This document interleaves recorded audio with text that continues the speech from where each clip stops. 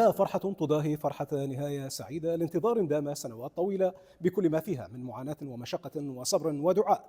ولكن مهما ضاقت الحلقات ستفرج ولو بعد حين. ففي أحد مستشفيات بغداد الأهلية ترقبت عائلة عراقية رؤية طفلهم الذي طال انتظاره أكثر من عقد ونصف، وعلى أنغام موسيقى شعبية وهوسات طبل الساحة طب وبكيف يتقلب.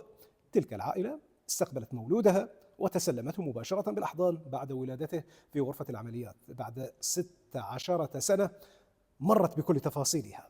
فرحة لا تقدر بثمن، ولحظة تضاهي أجمل لحظات العمر، وفصل جديد من حياة لم تفقد الإيمان.